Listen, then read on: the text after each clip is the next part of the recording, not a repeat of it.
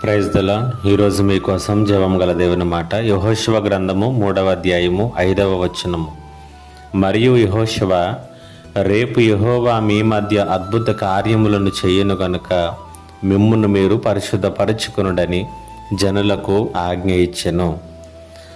దేవుణ్ణి విశ్వసించేటటువంటి పిల్లలమైనటువంటి మనమందరము కూడా మన యొక్క ఆపత్కాలంలోనూ కష్ట సమయంలోనూ దేవుడు ఏదైనా ఒక అద్భుత కార్యాన్ని చేయాలని, ఒక ఆశ్చర్య కార్యాన్ని జరిగించాలని మనమందరము కూడా ఎదురు చూస్తూ ఉంటాం, ఆశపడుతూ ఉంటాం.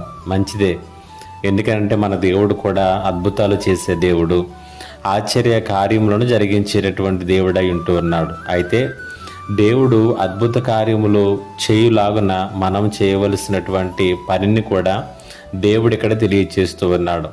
యెహోషువ గ్రంథం 3వ అధ్యాయం 5వ వచనంలో దేవుడైనటువంటి యెహోవా యెహోషువతో మాట్లాడుతూ ఇశ్రాయేలీ ప్రజలకు తెలియచేయమన్నాడు, నేను మీ మధ్యలోనికి వచ్చి మీ మధ్యలో మీ జీవితంలో అద్భుత కార్యములు చేయనట్లుగా మిమ్ములను మీరు పరిశుద్ధపరచుకొనుడి అని తెలియచేశాడు. నిజమే, దేవుని యొక్క అద్భుత కార్యాలకును మన జీవితములలో దేవుని కనపరచుకోవలసినటువంటి పరిశుద్ధతకును విడదీయలేనటువంటి సంబంధం ఉంది. కాబట్టి అద్భుత కార్యాలను ఆశించటం తప్పు కాదు, కానీ అద్భుత కార్యాలను జరిగించాలనుకున్నప్పుడు దేవుడు నీ జీవితాన్ని పరిశుద్ధంగా చూడాలి అని అనుకుంటాడనే మాట వాస్తవాన్ని మనం గ్రహించిన మంచిది. కాబట్టి దేవుడు నిన్ను దర్శించులాగున, నీ జీవితంలో నీ కుటుంబంలో అద్భుత కార్యములు చేయులాగున నిన్ను నీవు పరిశుద్ధపరచుకో, నిన్ను నీవు లోకానికి ప్రత్యేకపరచుకో.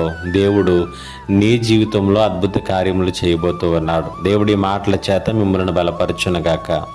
ఆమేన్. ప్రార్థన. మా గొప్ప దేవుడా, నీకు వందనాలు, స్తుతులు, స్తోత్రాలు.